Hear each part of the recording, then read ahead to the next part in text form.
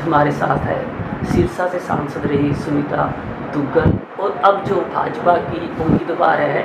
बात करते हैं चुनावों को लेकर, देखने को मिल रहा है कि अब जो चुनाव है, पहले जो लोग बात करते थे चुनावों को लेकर कि कांग्रेस की लहर है या से कांग्रेस की सीट निकलेगी, आज बच्चे बच्चे के फेस पर सुनीता दुग्गल का नाम है। चुनावों का जो माहौल है एकदम बदलता नजर आ रहा है। इसी मुद्दों को लेकर, तमाम बातों को लेकर हमारे साथ है सुनीता दुग्गल जी, उनसे बात करेंगे।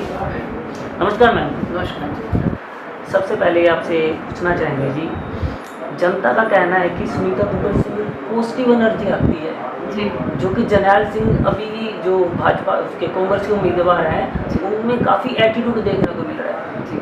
देखिए, ऐसा है कि ये तो मैं हर इंसान के लिए कहूँगी कि हमें हमेशा पॉजिटिव एटीट्यूड लेकर चलना चाहिए, सबको साथ लेकर चलना चाहिए, सब समाजों को साथ लेकर चलना चाहिए।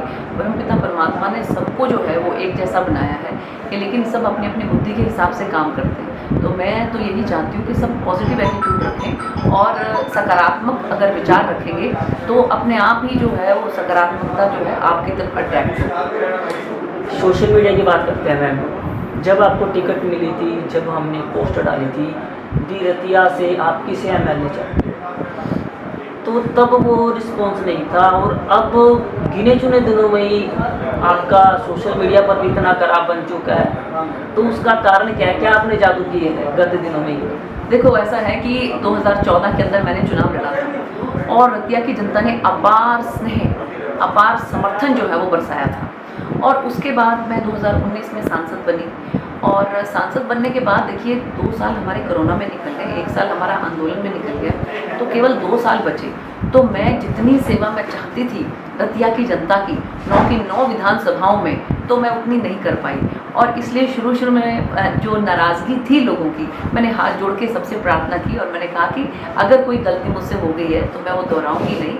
9 विधानसभा संभालना मुश्किल काम होता है, अब मेरे पास सिर्फ रतिया 1 विधानसभा है और मैं इसको बिल्कुल ऐसे संभालूंगी जिस तरह से कोई माँ जो है अपने छोटे से बच्चे को संभालती है। तो इसलिए रतिया की जनता ने मुझ पर विश्वास व्यक्त किया है और मुझे पूरा इस चीज़ का मैं आशावान हूँ कि रतिया की जनता ने अब मन बना लिया है कि वो अब की बार जो है अपनी बेटी को, अपनी बहन को यहाँ से जिताकर विधायक बनाकर विधानसभा में भेजेगी। लोगों का कहना होता था पहले की बात करें, जो कांग्रेस प्रत्याशी भी अक्सर ये कहते सुनते हैं कि जो घग्गर के पार एरिया है वो सारा मेरा है, और आपने अब लगातार घग्गर के पार जो एरिया है उधर प्रोग्राम करें, क्या कहीं कोई विरोध देखने को मिला? नहीं, बिल्कुल कोई विरोध नहीं है। बल्कि आप ये देखिए कि कल भी एक गांव के अंदर हमें पता लगा था कि कुछ जो है भाई, 2-4 भाई जो हैं वो जो है परेशान है थोड़ा। हम तो उनके घर पे ही चले गए, हमने कहा कि आप अपनी कोई दिक्कत है तो आप हमें बताइए। लेकिन जो है इस तरीके से मुझे लगता है कि जो कुछ कांग्रेसी जो है ना वो अब बौखला गए हैं। वो किसान भाइयों का नाम लेकर, उनकी वोट लेकर वो कुछ ना कुछ इस तरह की गतिविधि करना चाहते हैं। लेकिन अब किसान भाई भी ये बात समझ रहे हैं, तो वो ये चाहते हैं, किसान भाई ये चाहते हैं कि उनका नाम लेकर, उनकी वोट लेकर कोई किसी भी तरह का असामाजिक काम ना करे, कोई इस तरह की गतिविधि ना करे।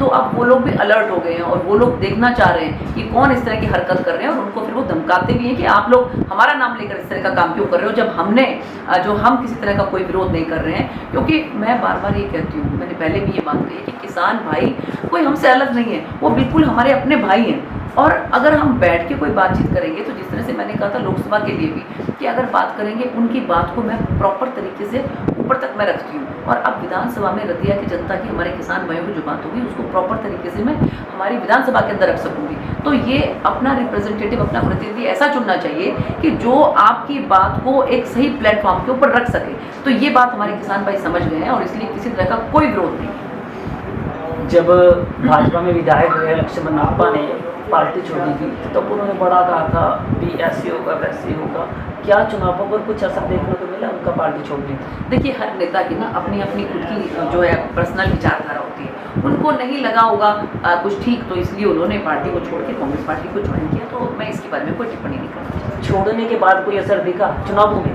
देखिए, ऐसा है कि एक जगह पर ये थोड़ा कुछ सुनने में आया था कि सारा ओट समाज जो है उनके पूर्व विधायक जी के जाने पर सारा ओट समाज उनके साथ चला गया। लेकिन आपने देखा कि जगह जगह पर हमारे ओट समाज ने इतने कार्यक्रम किए हैं और पूरे ओट समाज ने एक मत से समर्थन दिया है। तो इसलिए हम ये नहीं कह सकते हैं कि कोई एक व्यक्ति विशेष के जाने से सारा समाज उसके साथ चला गया है। समाज जो है वो आज हमारे साथ खड़ा है, भारतीय जनता पार्टी के साथ कंधे से कंधा मिलाकर खड़ा है। लोगों का कहना है कि जहां भाजपा एक बड़े बड़े दावे करती है कि रिश्वतखोरी बंद हो गई है, बिना पर्ची बिना खर्ची नौकरी, वही बात करें रतिया में अगर किसी भी आम इंसान को कोई सरकारी कार्यालय में कार्य करवाना है तो उसकी जेब से खर्च लगेगा। आप भी सांसद रही हैं, क्या कभी आपके संज्ञान में ऐसे मामले आए? मेरे संज्ञान में नहीं आए, और अब मेरे संज्ञान में ये बातें आ रही हैं तो मैं विश्वास दिलाती हूँ जनता को, रतिया की जनता को, कि जो भी अधिकारी इस तरह के क्रियाकलापों के अंदर इन्वॉल्व होंगे उनकी अगर खाट खड़ी ना कर दी तो मेरा नाम सुनीता दुग्गल नहीं। क्योंकि देखिए मुझे मालूम है अधिकारियों से कैसे काम लिया जाता है, और मुझे इसके बारे में बहुत जो है धीरे धीरे पता लग रहा है कि यहाँ पर जो म्यूनसिपैलिटी का है, जो वहाँ पर किस तरह का जो गड़बड़ झाला चल रहा है, वहाँ पर कोई भी बताते हैं कि कोई भी ऐसा नागरिक नहीं होगा कि जिसको किसी न किसी तरह की परेशानी वहाँ पर ना होती हो। तो मैं आपके माध्यम से रतिया की समस्त जनता को ये विश्वास दिलाती हूँ कि अधिकारियों पे नकेल कसना सुनीता दुग्गल को आता है। आप मुझ पर विश्वास करिए, भ्रष्टाचार बिल्कुल खत्म कर देंगे।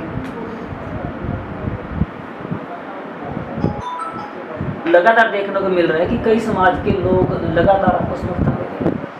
बिल्कुल दे रहे हैं। देखिए अभी कल आपने देखा होगा कि जो हमारे मजबी सिख बिरादरी है, हमारे वाल्मीकि भाई हैं, सबने इकट्ठा होकर एक संगठन के रूप में जिस तरह से ज़बरदस्त तरीके से जो है वो भारतीय जनता पार्टी को समर्थन दिया है, मैं आपके माध्यम से उनको तहे दिल से धन्यवाद करती हूँ। और इसी तरह से राय सिख बिरादरी है, ओड समाज है, वाल्मीकि समाज है, रविदास समाज है, कंबोज समाज है और ब्राह्मण समाज है, तो कोई भी समाज ऐसा नहीं बचा है। जाट समाज है और धानक समाज है, और कोई भी समाज ऐसा नहीं बचा है। कुम्हार बिरादरी है, हमारे प्रजापति भाई हैं, हमारी सोनी बिरादरी है, जो कहीं पर भी है, राबरी समाज है, जो बाबा बालकनाथ जी जो हैं वो बिरडाना में आए थे। समस्त समाज जो है वो विश्वास व्यक्त करता है, उनको ये मालूम है कि सुनीता दुग्गल जो है वो सबको साथ लेकर चलती है।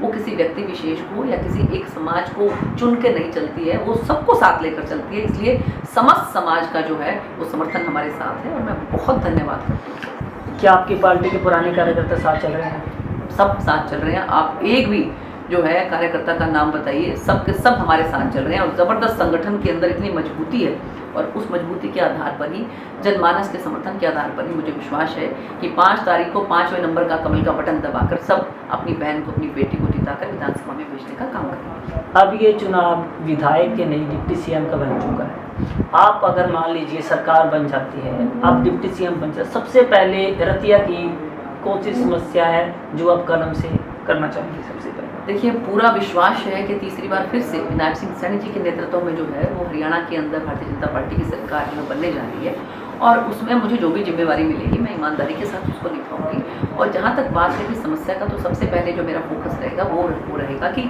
इस इलाके से नशे को बिल्कुल ख़त्म कर सके, और वो तभी संभव हो सकेगा जब सभी सामाजिक संस्थाएँ, जो बच्चे इसमें इन्वॉल्व हैं, उनके माँ बाप, एडमिनिस्ट्रेशन, स्कूल, कॉलेजेस, प्रिंसिपल, सभी टीचर्स, मीडिया, हम सब लोग मिलकर एक मुहिम के तौर पर इसको लेकर चलेंगे। तो मुझे लगता है कि हम जो ये इतना बड़ा राक्षस है नशा रूपी, इसको हम यहाँ से ख़त्म कर देंगे। लोगों का कहना है कि कई नेता आए, कई विधायक आए, उन्होंने लगातार उन्हें आश्वासन दिया है कि नशा खत्म हो जाएगा। क्या सुनीता दुग्गल हमसे वादा करती है कि विधायक बनने के बाद, डिप्टी सीएम बनने के बाद रतिया को नशे से जड़ से खत्म किया जाएगा? देखिए ऐसा है कि मेरी कथनी और करनी में कोई अंतर नहीं है, क्योंकि आपने देखा होगा कि सांसद बनने के बाद भी मैंने पार्लियामेंट के अंदर जो है बड़ी जोरदार तरीके से नशे के ऊपर आवाज़ उठाई थी। माननीय गृह मंत्री जी वहीं पर उपस्थित थे, और उसके तुरंत बाद गृह मंत्री जी ने चंडीगढ़ के अंदर मीटिंग बुलाई, सभी जो मुख्यमंत्री हैं और उनके डीजीपीज हैं सबकी बुलाई, और नारकोटिक ब्यूरो को बहुत सख्ती के साथ जो है लागू किया। और माननीय पूर्व मुख्यमंत्री जी को मैंने कहकर, बल्कि डब वाली को जो है पुलिस जिला बनवाया, ताकि नशे के ऊपर नकेल कसी जा सके। और इसके साथ साथ हमने क्या किया कि जो नशे के अंदर, धंधे के अंदर जो बड़े बड़े व्यापारी जो इसके अंदर लगे हुए थे, जो स्मगलर्स इसके अंदर लगे हुए थे, इसका व्यापार करते थे नशे का, तो उनके ऊपर भी हमने नकेल कसी और उनकी जो प्रॉपर्टी है उसको डिमोलिश किया।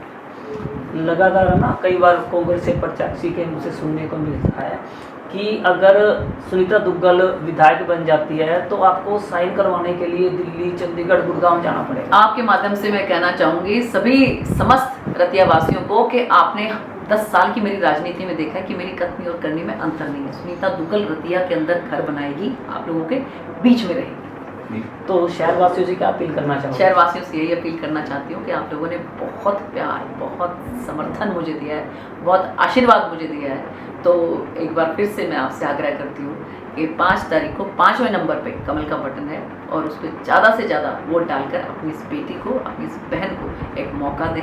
मैं आपको निराश नहीं करूँगी।